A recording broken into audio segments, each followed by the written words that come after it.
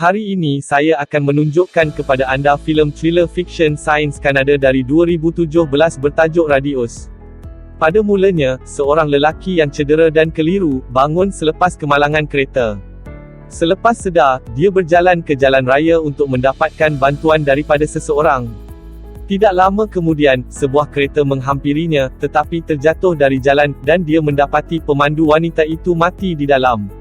Dia cuba menghubungi 911 untuk memaklumkan tentang kemalangan itu, tetapi menyedari dia tidak ingat namanya atau lokasi di mana dia berada. Selepas mengeluarkan dompetnya, dia mengetahui namanya ialah Liam Hartwell. Semasa dia berdiri di sana dalam kekeliruan, seekor burung gagak tiba-tiba mati kerana sebab yang tidak diketahui. Semasa pulang ke bandar, Liam melalui sebuah hotel di tepi jalan, tetapi mendapati semua orang berada mati di sini juga. Selepas pulang ke rumahnya, dia mendengar berita membuat spekulasi bahawa virus mungkin bertanggungjawab untuk kematian misteri di kawasan itu. Dia menutup mulut dan hidungnya untuk perlindungan, dan menutup semua pintu dan tingkap di dalam rumah. Liam, sila like dan subscribe channel kami. Terima kasih. Melihat seorang petani berhampiran, dan cuba memberi amaran kepadanya untuk meninggalkan kawasan itu, tetapi dia tidak faham, dan jatuh mati semasa menghampiri rumahnya. Dia mengetahui ia bukan virus, tetapi dia bertanggungjawab untuk kematian orang, serta haiwan yang bersentuhan dengannya. Selepas menandakan jarak selamat darinya, dia bersembunyi di bangsal di luar rumahnya. Dua pegawai polis datang mencarinya, selepas mendapat tahu tentang traknya dari tapak kemalangan, dan mula mengetuk pintu. Dia mengetahui tentang mereka, tetapi bersembunyi dan tidak muncul atau mendekati mereka. Mereka mendapat curiga kepadanya, tetapi pergi selepas burung mula mati secara misteri. Tidak lama kemudian, seorang wanita Jane Doe, mengalami amnesia, menghampiri rumahnya dan cuba bercakap dengannya. Dia mengatakan dia bersamanya pada masa kemalangan itu. Berspekulasi dia mungkin menyebabkan kematiannya. Liam cuba menghantarnya pergi, tetapi tiada apa yang berlaku walaupun selepas dia mengetuk pintu. Selepas melihat ini, dia bersetuju untuk masuk ke dalam rumah, tetapi terus bertanya soalan tentang sama ada sesuatu yang pelik telah berlaku kepadanya. Dia menafikan mengingati apa-apa, dan meminta dia melihat sekeliling rumah untuk mengetahui sama ada dia ada kaitan dengan dia atau tidak. Liam mengalami imbasan kembali, dan ingat menyeberangi jambatan sebelum nahas, dan mereka membuat keputusan untuk lepas gagal mengingati apa-apa tentang dirinya, tetapi Liam cuba bertenang dia turun, dan memberi jaminan dia akan mengetahuinya tidak lama lagi. Selepas gagal menjumpai apa-apa dari sana, Liam mencadangkan pergi ke tapak kemalangan. Di dalam kereta, mereka mendengar berita tentang kematian yang sama, tetapi tiada siapa yang tahu sebabnya. Di tapak nahas, mereka mendapati bulatan besar di atas tanah, dengan segala-galanya terbakar di dalamnya.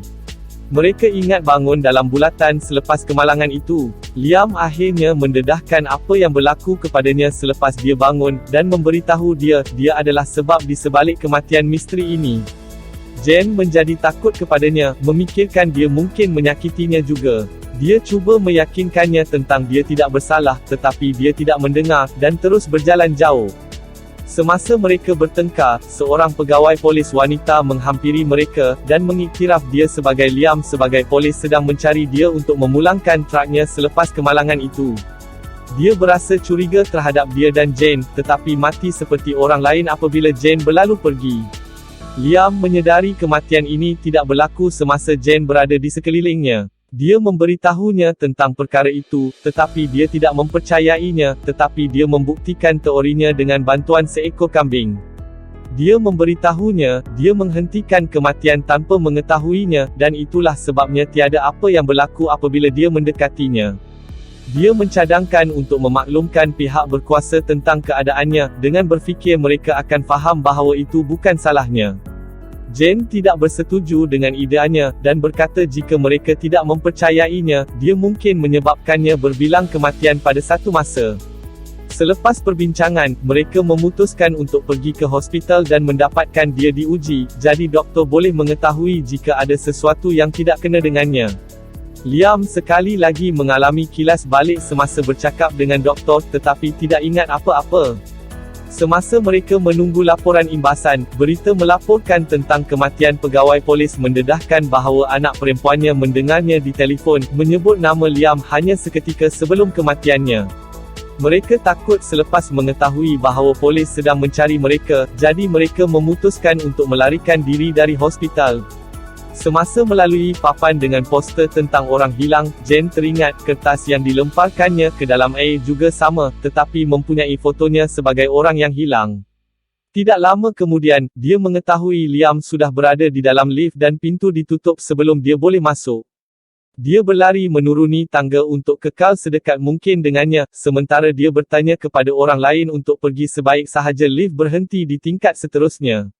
Dia mengunci dirinya di dalam sehingga dia menyertainya semula di tingkat bawah, dan mereka melarikan diri keluar daripada hospital. Selepas berasa sedikit lega, bahawa tiada siapa yang mati kali ini, dia meminta semua orang lari darinya. Sekali lagi dari berita itu, mereka mengetahui bahawa nama sebenarnya Jane ialah Rose Daewood, isteri Sam Derwood. Sam juga memintanya untuk kembali kepadanya. Selepas mendengar berita itu, Jane berfikir untuk kembali. Liam tidak bersetuju pada mulanya, tetapi kemudiannya bersetuju kerana dia mendesak dia pergi bersamanya. Apabila mereka tiba di rumah Sam, dia bergegas menemuinya untuk mengetahui keselamatannya dan bertanya soal Liam. Mereka cuba menjelaskan keadaan kepadanya, tetapi dia tidak percaya pada mulanya. Dia berhasrat untuk menghubungi polis untuk memaklumkan tentang Liam, tetapi dia mula menjauhinya, membawa kepada kematian beberapa burung. Sam menjadi takut, tetapi mengetahui mereka memberitahunya perkara sebenar, jadi dia bersetuju untuk menahan mereka lompatannya sehingga mereka mencari penyelesaian. Berita itu terus melaporkan tentang mereka, dan membuat spekulasi Jane mungkin rakan sejenayahnya dia kelihatan bersamanya. Liam berasa kecewa, tetapi masih tidak dapat mencari jalan keluar dari kekacauan ini. Di kedai itu, dia menjumpai poster tentang orang yang hilang dan padanya terdapat gambar Jane, tetapi namanya tertulis Lily Grayson. Atas soalan mereka tentang gambar itu, Sam mendedahkan dia adalah adik kembarnya, yang telah hilang selama setahun. Sam juga mendedahkan Jane mencuba segala-galanya untuk mencari adik-beradiknya, dan mencetak beberapa poster menyerahkannya kepada semua orang untuk mencari sebarang petunjuk tentang Lily, dan keadaan itu membawa kepada banyak pihak perbalahan antara mereka. Suatu hari, selepas kecewa kerana tidak pernah melihat kakaknya lagi, dia menyerbu pergi, dan dia fikir dia akan kembali selepas beberapa hari, tetapi ia tidak berlaku. Jane ingat membunuh diri selepas gagal mencari kakaknya, tetapi Liam menyelamatkan nyawanya, dan menawarkan untuk menghalaunya. Selepas mengingatinya, Jane datang kepadanya, mendedahkan bahawa mereka tidak pernah bertemu sebelum malam itu kemalangan, dan tidak mengenali antara satu sama lain. Apabila Jane dan Liam semakin rapat antara satu sama lain, Sam menjadi cemburu dan bertengkar dengan Jane, tetapi dia tidak boleh menjelaskan, dan hanya mengatakan dia tidak ingat dia sama sekali. Liam melihat foto di dinding, dan masih ingat memberitahunya tentang kabin terpencilnya.